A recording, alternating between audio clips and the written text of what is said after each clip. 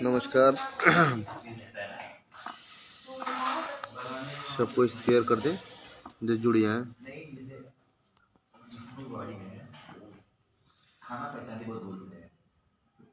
जुड़ जाए उसके बाद सभी व्हाट्सएप ग्रुपों में शेयर कर दें।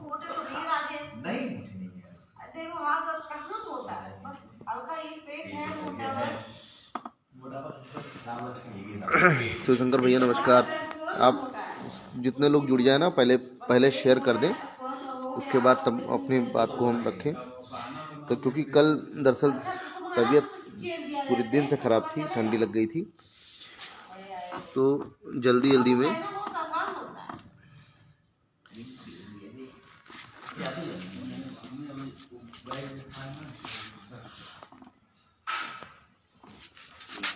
रोशनी ज़्यादा आ रही है।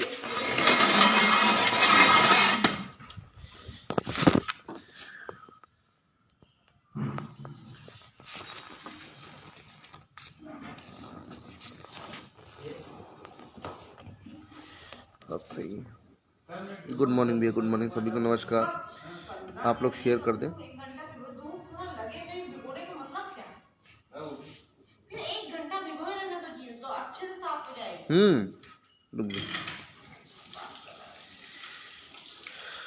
नमस्कार।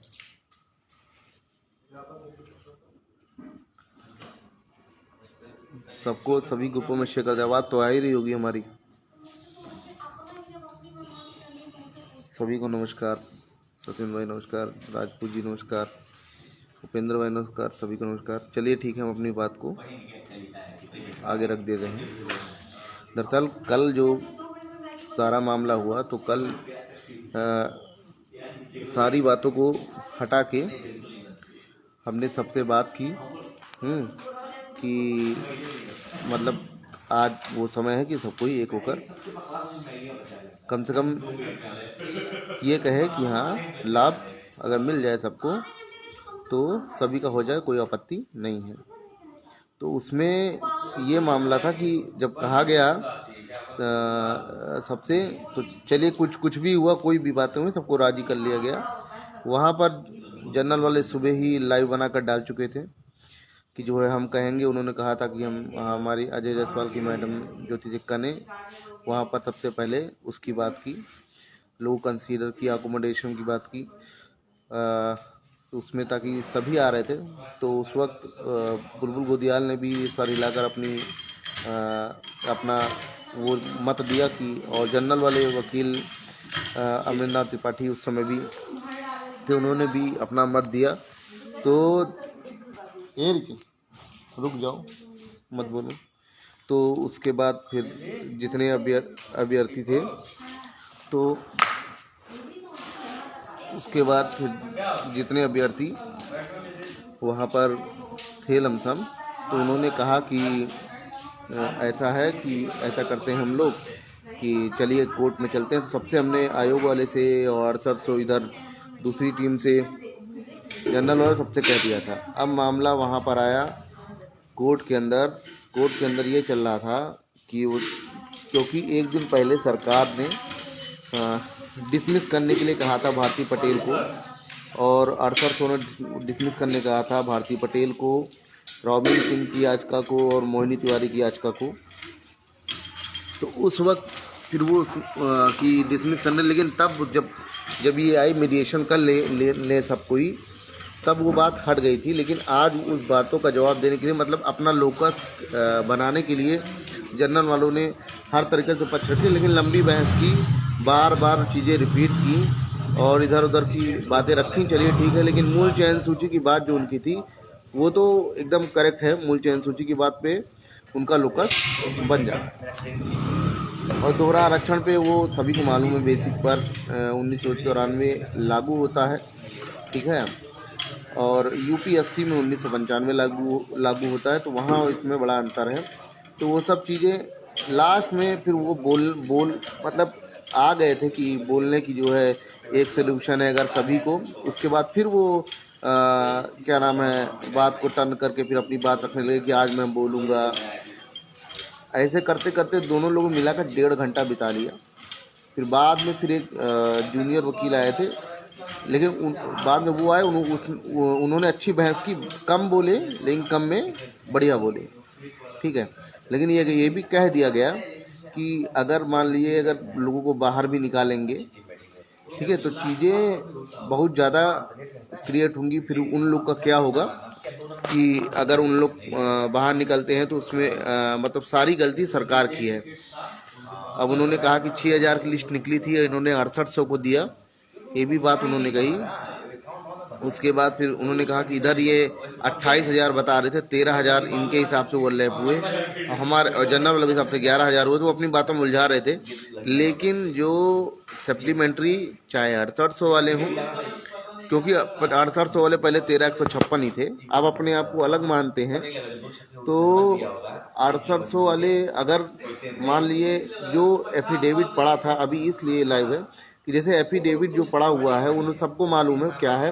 तो अगर वहाँ पे सब कोई अपने रिटर्न सबमिशन में, हमने जनरल वाले से बात की, हमने कहा कि आपने कहा नहीं, उन्होंने कहा कि देखिए वकील कहे कि हम डायरेक्ट नहीं कह सकते थे, लेकिन हम रिटर्न सबमिशन में जो है अपने कि देंगे, हमें भी नौकरी चाहिए, हम शुरू से संघर्ष किए नौकरी के लिए, तो हमने कहा नौकरी चाहिए तो आपको रिटर्न सबमिशन में कहना पड़ेगा। तो उन्होंने कहा नहीं, रिटर्न सबमिशन में हम कहेंगे।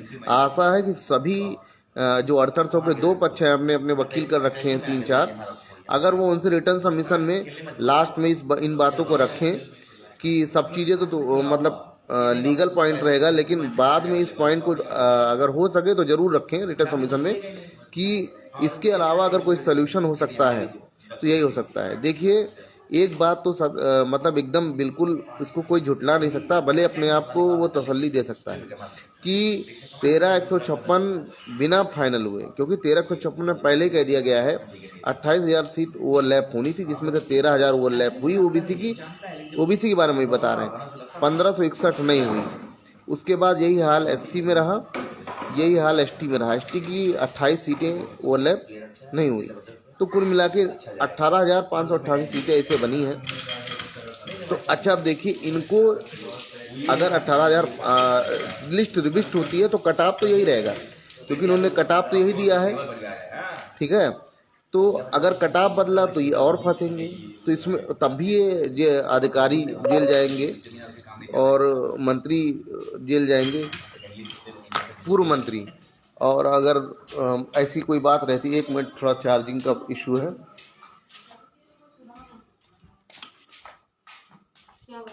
चार्जर कहाँ है?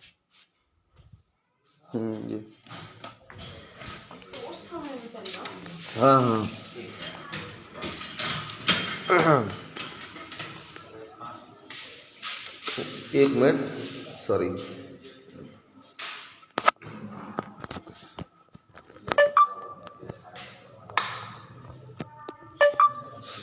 तो उसमें जो इशू था, ठीक है, तो वहाँ पे अगर सब कोई अपने रिटर्न सबमिशन के 1 हफ्ते का समय मांगा गया है, तो वो लोग रिटर्न सबमिशन के लिए कुछ भी दे सकते हैं कि लास्ट में क्या हम लोग अगर ऐसा करें तो मामला डबल बेंच में नहीं जाएगा और लोग निकाले नहीं जाएंगे। अगर देखिए मान लीजिए लोग निकाले गए, ठीक है, 2 मिनट के लिए मान लिया अगर लोग निकाले गए 18,988, हमें तब नौकरी, हम ये नहीं कह रहे हैं, हम कहते तब हमें नौकरी नहीं मिलेगी तो कोई परवाह नहीं है। अगर 18,988 लोग, 588 लोग अगर नहीं निकाले जाते हैं, ठीक, तब तो हमारा लोकल भी रहेगा। लेकिन अगर इनको रखोगे, उनको नहीं निकालोगे, क्योंकि उनको निकालने की बात सरकार ने नहीं की है। और कल सरकार से स्पेशल रूप से जज साहब ने भी कहा था, जज साहब ने बार बार भी मीडिएशन की बात की थी कि आप आपस में मीडिएशन कर लो। वो ज़्यादा इसमें मैटर बहुत ज़्यादा ही ब्रॉड है, बहुत वो है, तो इसमें अधिकारी हर तरह से फंसते हुए नजर आएंगे, उनके सरकार के लोग जो भी इस स्कैम में शामिल हुआ। दूसरी बात, इनको अगर 18,000 रखना है, ठीक है, 18,000 आप रखो, 19,000, फिर 19,000 को निकालोगे तो वो लोग भी केस करने आएंगे, डबल बेंच में मामला जाना तय है। अगर सरकार हारेगी, लिस्ट रिविस्ट होगी, तब भी डबल बेंच जाएगा। एक ही चारा, अगर सिंगल बेंच में ही जो डबल बेंच में फैसला आना होगा, सुप्रीम कोर्ट में फैसला आना होगा, और वही फैसला यही जब सामने सिंगल बेंच में दे दिया तो समझिए सबका भला हो जाएगा। तो अगर बीच का रास्ता अख्तियार कर लिया तो और बाकी ऑर्डर में तो लिस्ट रिविस्ट होने के सिवा कोई चारा नहीं है, क्योंकि इस बीच में कल ही सरकार के वकील जब बात हो रही थी कि सर 800 में पूरा हो गया, जब वो जनरल वाले बोल रहे थे तो वो बीच में खड़े आर्गूमेंट हल्का से दिए, तो उन्होंने कहा, जज साहब ने कहा नहीं आप गलत बोल रहे हैं, सरकार से आप करेक्ट नहीं है। तो जज साहब को इतना उनको समझ में आ गया है कि सरकार करेक्ट नहीं है, और 800 इसीलिए कह रहे हैं क्योंकि वो 1356 के भाग है, उसी में से निकल के गए हैं। टोटल रिटर्न सबमिशन साथ में ये जरूर दें, लीगल रखें, और बाद में ये बात जरूर रखें, क्योंकि हम भी अपने रिटर्न सबमिशन में ये बात रखेंगे कि सोल्यूशन क्या हो सकता है, जिस प्रकार जज साहब ने कहा था। अब यही है कि आप लिख कर देंगे तो जज साहब फिर उसे पढ़ेंगे, एक एक चीज़ पढ़ेंगे, तब वो फैसला देंगे। 1 हफ्ते का समय रखा गया है, आप भी रिटर्न सबमिशन जमा करें तो कृपया ये चीज़ें उसमें ज़रूर मेंशन करवाएं कि बीच में सॉल्यूशन क्या हो सकता है, ठीक है। बाकी वरना डबल बेंच मामला जाएगा, वहाँ भी यही होगा, लास्ट में एक ही चारा रहेगा, समझौता। तो चाहे सुप्रीम कोर्ट जाए, लास्ट में एक ही चीज़ रहेगा, चारा समझौता। लेकिन अगर डबल बेंच जाएगा या सुप्रीम कोर्ट जाएगा तो ये जो 2-2.5 साल से मुकदमा चल रहा है ना, बिना पैरवी के, ठीक, डेट पे डेट लेकर भागते रहना और अपना याची बना के सब कोई जो भी कुछ करना, तो ये डबल बेंच में या सुप्रीम कोर्ट में नहीं चलेगा, क्योंकि वहाँ हम लोग होंगे और केस जल्द से जल्द निस्तारित होगा। जिस प्रकार यहाँ हम लोगों ने इतनी जल्दी केस निस्तारित करवा दिया अपना वकील करके, क्योंकि बहस सिर्फ पहले उसके मैडम के आने से पहले सभी सारी वकील भी थी, बुलबुल थी और ये 800 के वकील थे, जनरल के वकील थे, सिर्फ बहस होती थी 800 बनाम जनरल, 800 बनाम जनरल, 800 सरकार, 800 सरकार, यही होता था। 1356 मामला लास्ट में उतरा जब मैडम आई, तो वहाँ भी ये बात नहीं है कि आप ज़्यादा डेट नहीं लेंगे, वहाँ भी फैसला आ जाएगा, फैसला आएगा, वहाँ भी यही बात होगी कि समझौता करिए। तो जो चीज़ वहाँ होना है, समय आपको नौकरी लेने में लगेगा। नौकरी तो ऐसे किसी को नहीं मिलेगी, या तो लिस्ट रिविस्ट होगी या तो बीच का रास्ता आएगा, और वरना अगर लिस्ट रिविस्ट होती है तो फिर डबल बेंच में सरकार तो नहीं भागेगी। तो हमें आपको तैयार रहना है, ये नहीं कि उस वक्त अगर सहयोग होगा और आपकी कोशिश करेंगे सिंगल अकाउंट से डबल अकाउंट हो जाए, ठीक है, ताकि कुछ लोग का जो वो भी अगर मन में था तो वो भी निकल जाएगा। लेकिन बाकी हम नहीं चाहते हैं कि मामला डबल बेंच जाए और समय लगे, क्योंकि किसी के पास शायद समय नहीं है। लेकिन अब ऑर्डर के ऊपर है और लोगों के रिटर्न सबमिशन के ऊपर है और जज साहब के समझने के ऊपर है। तो अगर हम लोग का नहीं होगा तो अधिकारी तो जेल जाएंगे, पूर्व मंत्री जाएंगे, शिक्षा मंत्री और नियुक्तिकर्ता जो भी हो, चाहे वो सीएम हो चाहे मुख्यमंत्री हो, जो नियुक्ति जिसके हाथ में रहेगी हो जाएगा। क्योंकि चौटाला 3000 सीटों के लिए जेल गए थे, ये तो 19,000 सीटों की बात है। तो इस चीज़ के लिए सभी तैयार रहें, हताश बिल्कुल नहीं होंगे, ठीक है। ऑर्डर रिजर्व हो गया, जो 2.5 साल से नहीं हुआ वो अब हो गया। हम लोग आते ही बड़ाई कर नहीं रहे हैं, लेकिन आपको मामला समाप्त करने की चाह होनी चाहिए, ठीक है। तो जिस प्रकार 1 नंबर वाले चाह थी, वो डबल बेंच भी तुरंत हुआ है, सुप्रीम कोर्ट भी तुरंत हुआ है, तो वैसे ये केस भी अगर, क्योंकि हम ये नहीं कहते कि आप लोग तैयार ना रहिए, इसी में जीत जाएंगे, ठीक है। अगर लिस्ट रिविस्ट होगी तो सरकार तुरंत जाएगी, या गलत कोई फैसला आता तो हम लोग तुरंत जाएंगे। तो आप सभी तैयार भी रहें, ऑर्डर आने तक ज़्यादा समय नहीं लगेगा। सरकार लास्ट में उसे समझौता ही करना पड़ेगा, क्योंकि बाहर निकलते ही उन्होंने डीजी साहब को रणविजय सिंह ने फ़ोन किया और उन्होंने उनसे कहा कि सर ऑर्डर तो रिजर्व हो गया है, तो बोले कि उधर की आवाज़ नहीं सुनाई पड़ी, लेकिन उनके कहने के हिसाब से लगा कि मतलब कैसे क्या हुआ, कह रहे वो जनरल वाले बोल रहे थे। तो उसके बाद उन्होंने कहा, लेकिन रणविजय ने कहा, लेकिन सर एक चीज़ है, उन्होंने कुछ बोला नहीं, ऑर्डर रिजर्व कर लिया, अभी 1 हफ्ते का समय दिया रिटर्न सबमिशन का। तो वो भी कुछ सोच रहे हैं, क्योंकि फंसेंगे अधिकारी, ये तो तय है, पुराने मंत्री फंसेंगे, ये तो तय है। और बिना, हमको नौकरी तब नहीं चाहिए जब आप क्या नाम है, जो लोग क्या नाम अवैध है उनको बाहर कर दें, और फिर जो भी नियुक्तिकर्ता में थे, नियुक्तिकर्ता तक उनको जेल भेजें, तो हमें नौकरी नहीं चाहिए। अगर उनको किसी को जेल नहीं होती है और उनको बाहर नहीं निकाला जाता तो हमें हर हाल में नौकरी मिलेगी, ये तय है, ठीक है। और उनको जेल होगी तो पूरी सरकार हिल जाएगी। आप लोग समझते हैं उत्तर प्रदेश में क्या होगा। हल्का फुल्का मैटर नहीं है, इसलिए सभी क्या नाम है इस चीज़ को हमेशा अपने आप को रेडी रखें, ठीक है। और रिटर्न सबमिशन हम लोग आज कल मेरी मैडम से बात हुई थी, उनकी भी तबीयत ख़राब थी, तो बात हुई तो आज जो है रिटर्न सबमिशन में क्या लिखना है क्या नहीं, आज जाएंगे बात करेंगे, क्योंकि 1 हफ्ते का समय मिला था। तो बाकी लोग अब लड़ाई में, और यहाँ लड़ाई में कोई लीडरशिप नहीं रखी है। कुछ लोग अपने आप को लीडर मानते हैं कि हमने, और वो गिनाते हैं कि हमने सब कुछ किया, हमने नहीं किया। लेकिन अकेला चना भाड़ नहीं फोड़ता। टीम अगर करने की इच्छा होती है, अगर आप अपने आप को लॉयल दिखाते हैं, तब आपके साथ लोग जुड़ते हैं। और जब अपने आप को लॉयल्टी से हट जाते हैं तो आपसे लोग अलग हो जाते हैं। वो चाहे घर हो, परिवार हो, दोस्त हो, यार हो, कोई टीम हो, कुछ भी हो। तो मेन लड़ाई 1356 की थी, वो सबको मालूम था। मेरा हो या नहीं हो रहा हो, लेकिन संघर्ष किया होने के लिए, और होगा इसी दम पे, क्योंकि सरकार ने इतनी गलतियाँ कर दी थी, इसलिए हम लोग लगे रहे। उनको देना ही पड़ेगा। और ये बात पहले सब कोई बोलता था, आज अलग अलग बात बोलता है, उसकी बात अलग है, ठीक है। तो बहुत बहुत धन्यवाद सभी का जुड़ने के लिए।